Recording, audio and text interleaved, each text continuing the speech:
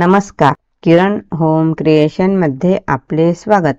आजच्या व्हिडिओमध्ये शिव-पार्वती वाद करू त्याकरिता बोंडाचा कापूस निवडून घ्यायचा।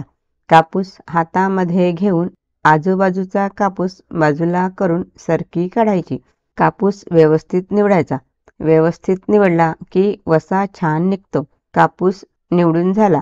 कापूस पिंजून घ्यायचा। बोटामध्ये पकडून लांब करायचा व बोटामध्ये पकडायचा। असे 4-5 वेळा करायचे। 2 बोटाच्या चिमटीमध्ये पकडायचा।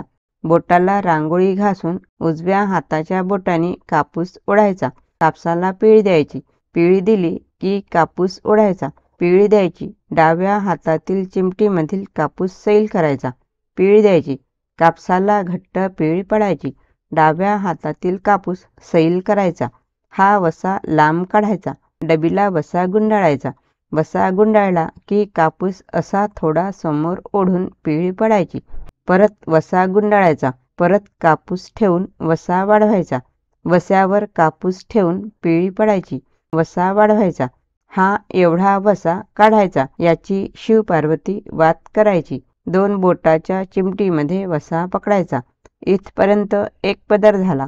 2, 3, 4, 5, 6, 7, 8, 9 आणि 10। 10 पदर झाले। इथे वसा तोडायचा।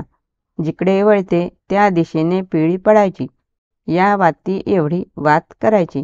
परत एक वात करायची। एक पदर, 2, 3, 4, 5, 6, 7, 8, 9 आणि 10। इथे वसा तोडायचा। पिळी देऊन वात करायची। 10 पदराच्या 10 वाती। आता 11 पदराची वात करायची। वसा पकडायचा। इथपर्यंत एक पदर, 2, 3, 4, 5, 6, 7, 8, 9, 10 आणि 11। इथे वसा तोडून घ्यायचा। वाती तयार करायच्या। या वातीला परत पिळी द्यायची।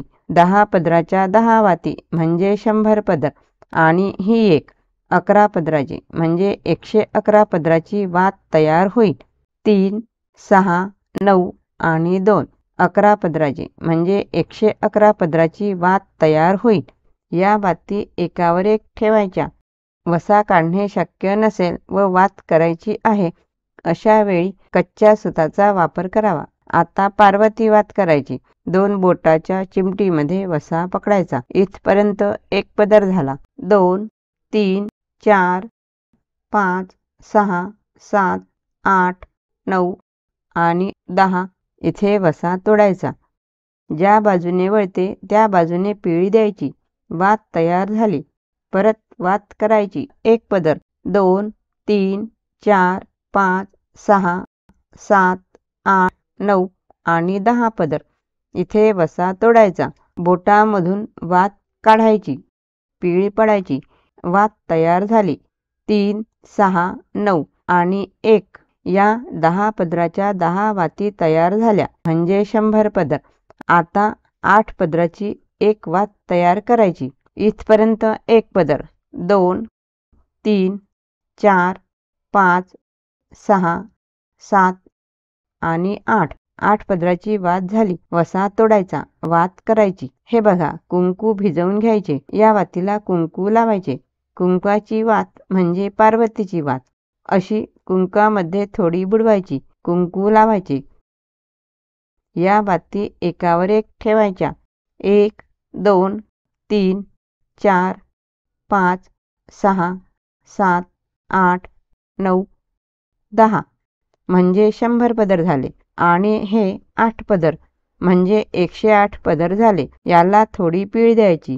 ही पार्वती वात। ही पार्वती वात तयार झाली। अगोदर शिवाच्या वाती केल्या त्या बघू। आता शिवाची वात करायची। या वातीला पाणी लावायचे। पाणी लावले की पिळी चांगली बसते। पाणी थोडे थोडे लावायचे। पिळी पडायची। ही जी पार्वती वात केली ती अशी मध्ये ठेवायची। पार्वती वातीला पीळ द्यायची। पीळ घट्ट पाडायची। वसा बांधायचा। वसा तोडायचा। याला थोडे सूत बांधायचे। सूत तोडायचे।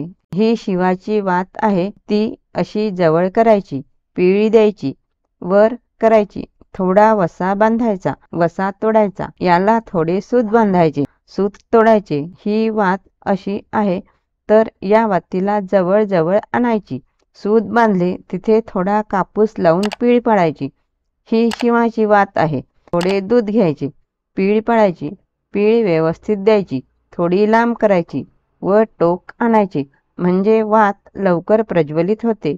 ही शिवाची वात थोडी मोठी आहे व ही पार्वतीची वात. सूत बांधले तिथे थोडा कापूस लावून पीळ पाडायची. ही थोडी लहान आहे.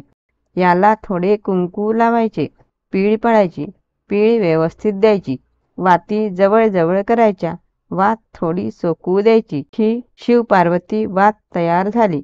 ही वात महाशिवरात्रीला प्रज्वलित करतात.